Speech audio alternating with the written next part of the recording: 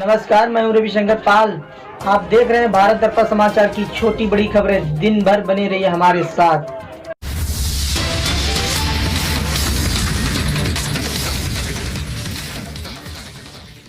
Ballia bureau chief Om Prakash Pandey की report. देर रात भूमि पूजन का लोकार्पण करने पहुंचे मंत्री उपेंद्र तिवारी।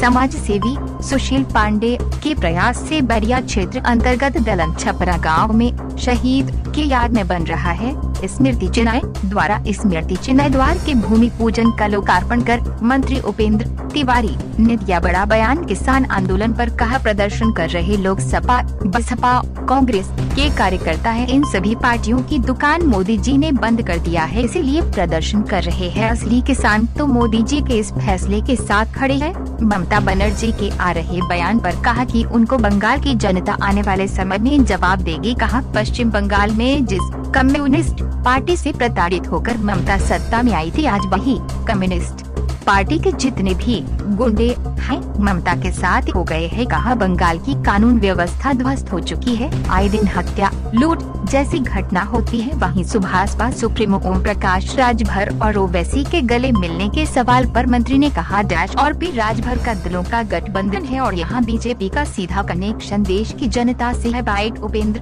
तिवारी, मंत्री उत्तर प्रदेश सरकार। पहली बात तो जान लीजिए कि चाहे उत्तर प्रदेश हो चाहे हिंदुस्तान के अंदर कहीं किसान आंदोलित नहीं। राजनीतिक दल के कार्यकर्ता हैं जिनकी दुकानें बंद हो चुकी हैं, जिनके सामने कोई रास्ता नहीं है, वह लोग किसान के नाम पे आंदोलन करा रहे हैं। इसमें कहीं किसान आंदोलित नहीं।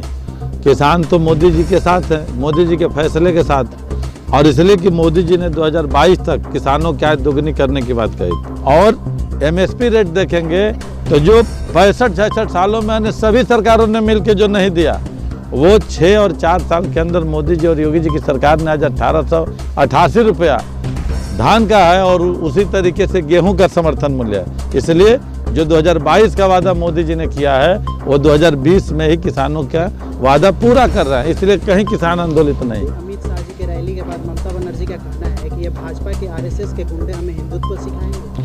देखिए, ममता बनर्जी क्या बोल रही हैं, ममता बनर्जी जी क्या कह रही हैं, उसका जवाब बंगाल की जनता समय पर दे देगी। और जो कम्युनिस्ट पार्टी पश्चिम बंगाल के अंदर करती थी, जिससे प्रताड़ित होकर के ममता बनर्जी जी सत्ता में आए थे, आज जितने कम्युनिस्ट पार्टी के गुंडे थे वो सब ममता जी के साथ हो गए। और आज पश्चिम बंगाल के अंदर कानून व्यवस्था ध्वस्त है।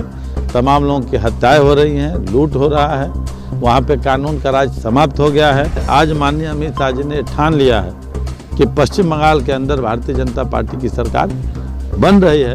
और इसलिए जो बंगाल का कल ही की जो रैली हुई है वो इतनी ऐतिहासिक रैली हुई है कि बंगाल की जनता ने ममता बनर्जी को मुंहतोड़ जवाब दिया है कि जितना आप जुल्म अत्याचार अन्याय करेंगे उतना ही उनके बुलेट का जवाब पश्चिम बंगाल की जनता बैलेट से देने का काम करेगी।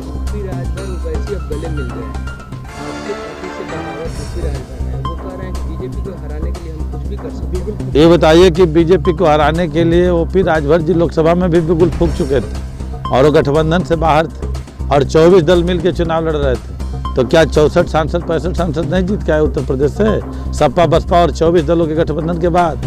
तो मोदी जी और योगी जी का कनेक्शन हिंदुस्तान और उत्तर प्रदेश की एक एक जनता के साथ। और इसलिए उनका दलों का गठबंधन होगा, चाहे ओवैसी से गले मिले, अखिलेश जी मिले, शिवपाल जी मिले, बहन जी मिले, राहुल और सोनिया और प्रियंका जी मिले, उन लोगों का आपसी गठबंधन। लेकिन यहाँ भारतीय जनता पार्टी के नेताओं का सीधे कनेक्शन उत्तर प्रदेश और हिंदुस्तान की जनता से गठबंधन है।